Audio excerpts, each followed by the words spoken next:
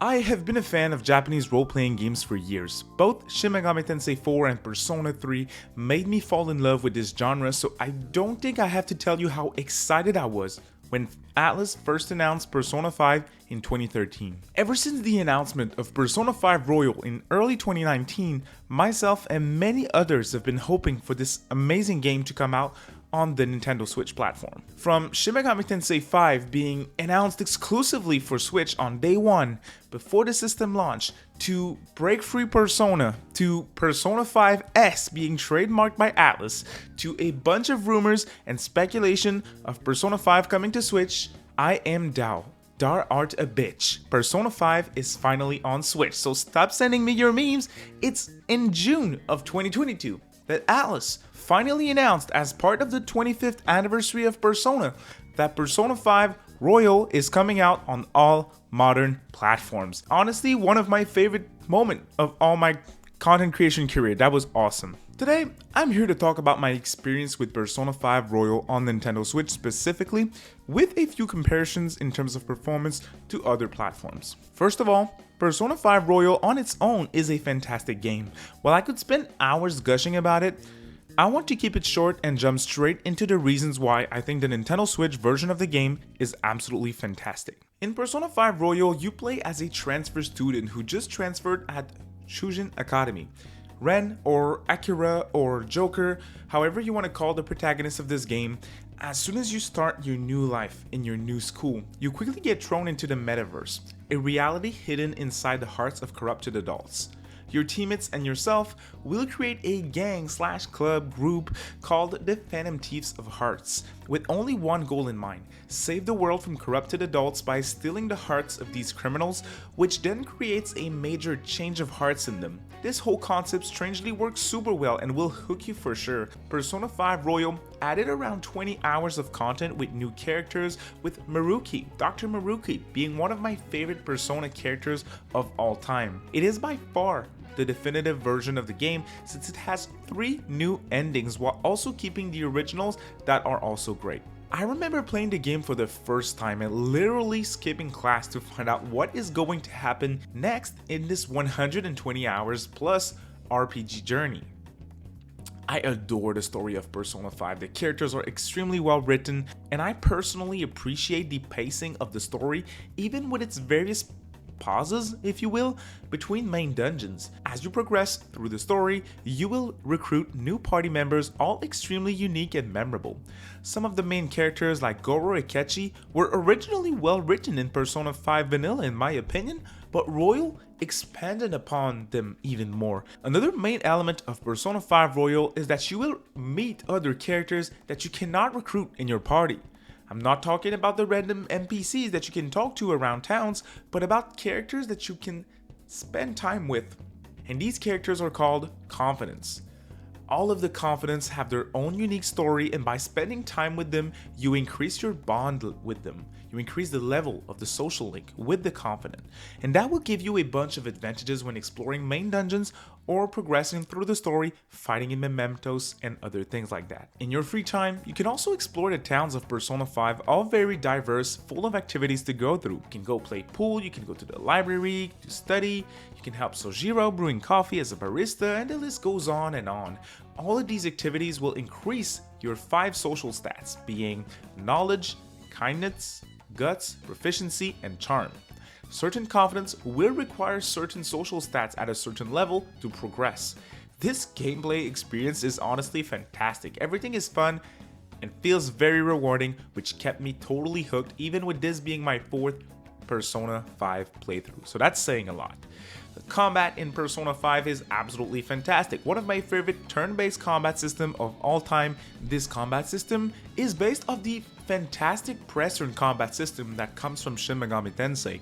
Honestly, it's so great. You can recruit personas, which is basically the demon negotiation process in this game. You can fuse your personas together.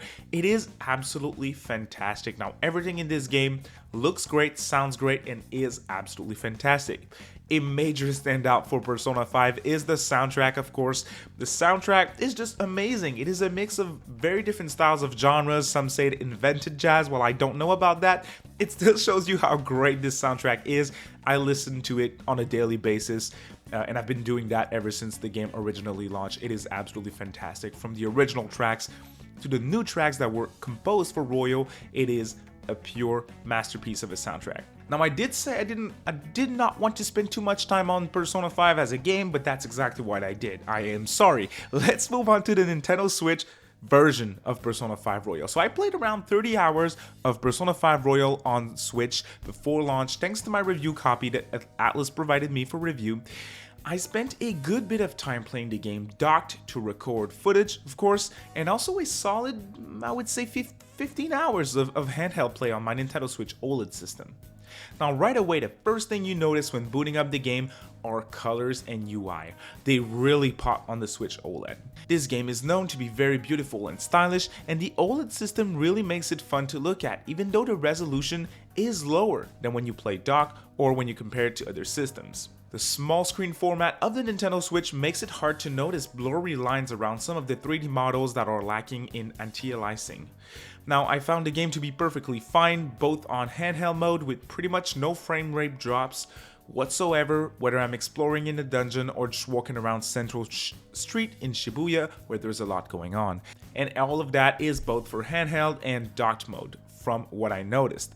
Now, whenever I talk about frame rate and resolution, I always feel the need to say that I am not an expert at all to notice drops in frames and minor differences in resolution. If you are and want a better analysis than what I can do here with my personal thoughts and impressions, I suggest doing a quick YouTube search. There's a ton of amazing direct side-by-side comparisons out there between the different versions of the game, so I encourage you to do that. Speaking of searching for performance details, I was very surprised to learn that the Switch version of Persona 5 Royal actually has quicker loading times than the PS4 version, and that was very interesting to me. I thought it was very fast while playing, but I didn't think it was faster than PS4. That tells you that this is a quality version of the game, both in visuals, performance, and just the overall gaming experience. Now, of course, this version of the game runs at 30 frames per second versus the 60 frames per second that you will find on Xbox Series platforms and PlayStation 5, but I still think 30 frames per second is a good compromise if you are a handheld fan like myself. Persona 5 Royal is absolutely fantastic on the go. Persona 3 Portable felt natural on PSP. Persona 4 Golden felt the same way on Vita. And Persona 5 Royal absolutely belongs on Nintendo Switch. The game is not too hard on battery life either, from my experience if you're a handheld player. What's also great about this Nintendo Switch version is that everything is on the cartridge. So if you get the physical version, you do not have to download anything. All the DLC is on cart, which is 99% of the DLC included in the PS4 version, with one costume pack being absent.